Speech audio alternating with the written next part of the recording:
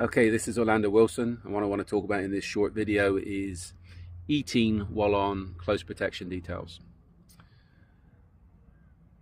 Now, this is something which might sound simple, but can turn out to be very complicated and problematic.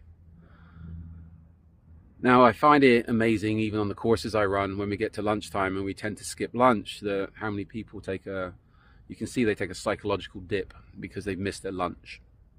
Maybe it's the first time in their life they've ever missed their lunch. Well, the thing is with the close protection business, it's not a 9 to 5 job. You're not entitled to lunch breaks. You're not entitled to tea breaks, coffee breaks. If you need tea breaks and coffee breaks, go get a 9 to 5, go live a regular life and be happy. Stay out of the close protection business. On jobs, you might be running around 12 hours, 14, 16 hours without time to eat. This is why I tell people get into the habit of eating in the morning, eating in the evening. If you can't go for 12, 14, 16 hours, 24 hours without eating, then you've got a problem, because there's obviously you're weak in some ways. Yes, we all feel uncomfortable, but it's just feeling uncomfortable. You're not going to die if you don't eat for 24 hours. Now, just because the client's eating, it doesn't mean you're eating. The client might be going to fancy restaurants, but it doesn't mean they're paying for you to go to fancy restaurants. This is something that needs to be predetermined in the budget before the job starts and organized before the job starts. Is there a budget for the security guys to eat with the client? A lot of times it will be no. So it's going to be up to you to feed yourself. Where you get your food from, who knows? You need to plan it. You can always bring your own food, but bodyguards walking around with sandwich boxes looks a little bit stupid. So get into the habit of not eating for 12 to 14 hours. It's not hard.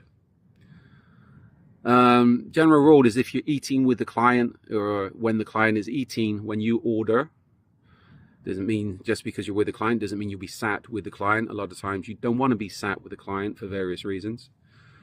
When you order, you ask for the bill, and as soon as the bill turns up, you pay it. Your food's paid for in advance. The reason being, if the client gets up and leaves, you can leave with them.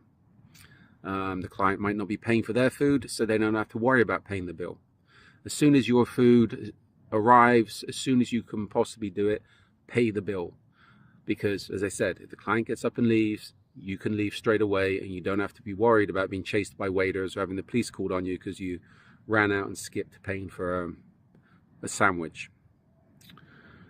Try not to eat too much, try not to drink too much, because it means you're going to need to use the bathroom.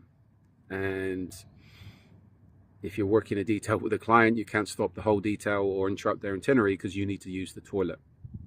So that's some basic advice on eating while providing close protection services. If you've got any questions, send me a line if you're connected with me on social media. And remember, I've got 3 books specifically on close protection. They're up on Amazon that can answer a lot of your questions. Okay, take care, stay out of trouble. And if you're serious about the close protection business, get used to being hungry and uncomfortable. If you're providing close protection services, you're not the priority. The client's the priority. If you think you're the priority and you think you're special, then please find another line of work.